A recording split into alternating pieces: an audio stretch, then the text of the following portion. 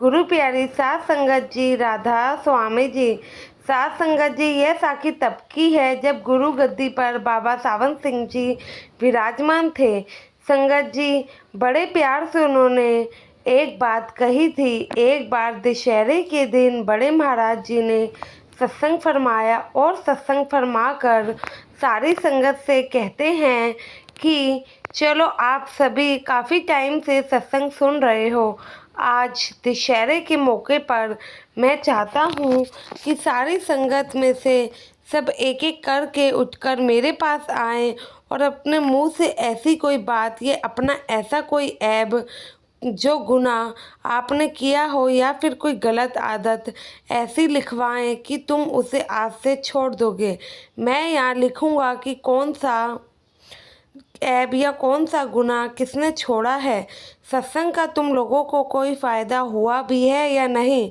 अब बड़े महाराज जी की यह अजब गजब बातों से सारी संगत हैरानी में पड़ गई। बड़े महाराज जी ने बात ही हैरानी वाली कर दी थी। अब भला कौन ऐसा होगा जो इतनी संगत के सामने अपना कोई भी गुनाह या ऐब कबूल करेगा। एक संगत में से एक व्यक्ति बोला, महाराज जी, आपसे विनती है, ऐसे सबके सामने नहीं, अकेले में हम सब आपके पास एक एक कर कर आएंगे और जो भी कुछ भी आप पूछोगे वह बताएंगे। उनकी इस बात को सुनकर महाराज जी बोले, चलो ठीक है।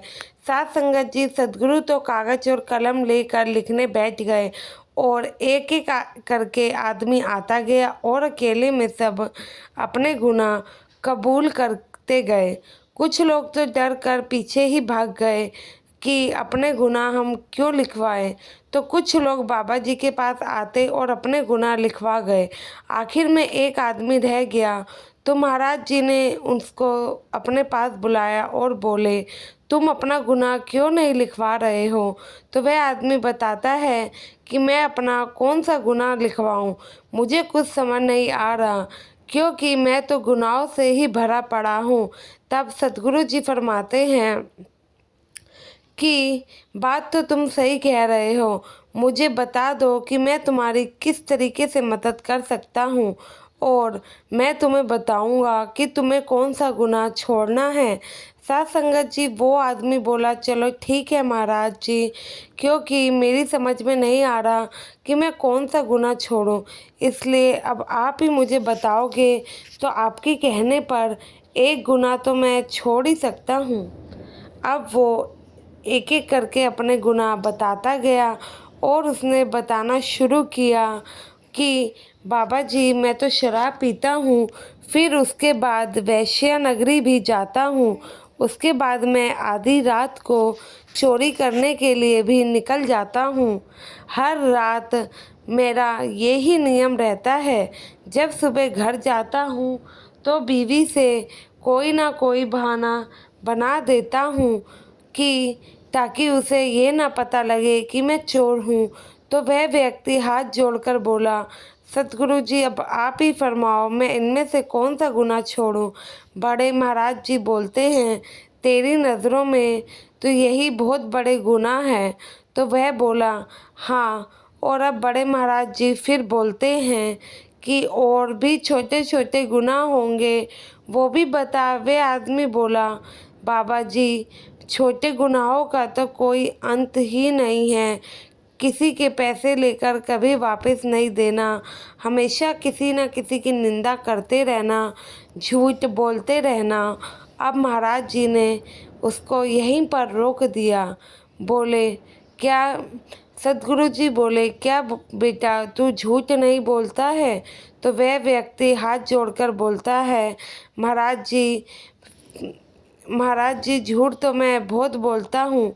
तो महाराज जी कहते हैं, बेटा, चाहे तुम शराब पियो, वैश्य नगरी भी जाओ, चोरी चकारी करो, पर झूठ बोलना बंद कर दो।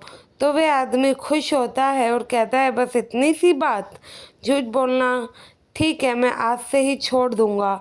महाराज जी ने तो बड़े ही प्यार से बोला और उसने सतगुरु की वह बात मान भी ली। तो बाबा जी ने कहा, चलो बेटा, तुमने मेरी बात मान तो ली है और इसे अब पूरा भी करना होगा, इस पे अमल करना। मैं तुझसे कोई बड़ा गुनाह छोड़ने के लिए नहीं कह रहा हूँ, बस तुम्हें झूठ नहीं बोलना है। साथ संगत जी, अब वो आदमी मन ही मन बहुत ज़्यादा खुश था कि ये कौन सा बड़ा काम है, ये तो इतना छोटा ही काम है, झूठ ही तो नहीं बोलना। अब वो खुश हो रहा था कि कितना आसान काम है कि चाहे मैं कुछ भी करूँ, शराब भी पी सकता हूँ, चोरी भी कर सकता हूँ, बस मुझे झूठ ही नहीं बोलना। यह बात सुनकर वह आदमी बहुत खुश होता है और फिर महाराज जी की डायरी में लिखवा देता है कि मैं आज के बाद झूठ नहीं बोलूँगा। साथ संगत जी, अब रात हुई, वह शराब पीने बैठ गया। शराब के बाद वह वैश्य नगरी भी चले गया, चोरी भी कर ली। सुबह जब घर वापस आया तो बीवी ने पूछा कि आप रात भर कहाँ थे, तो चुप रहता है क्योंकि रोज़ झूठ बोलता था। अब बाबा जी से झूठ ना बोलने की कसम खाई है तो अब झूठ कैसे बोल सकता था। अब झूठ तो उसके मुंह से निकल नहीं रहा था, ना ही वह सच बोल पा रहा था।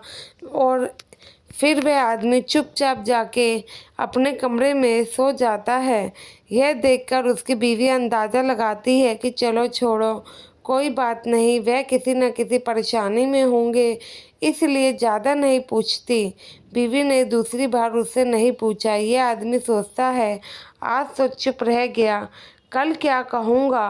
पूरे दिन सोचते रहा। पूरे दिन के बाद जब रात आई, जैसे ही शराब पीने बैठा तो सोचा शराब पी ली तो वैश्य नगरी जाने का मन भी करेगा और फिर सुबह बीवी को क्या जवाब दूंगा। दोबारा ही चुप थोड़ी ना बैठ सकता हूँ और ना ही वह बैठने देगी, और झूठ भी नहीं बोल सकता, सच मुझसे बताया जाएगा नहीं।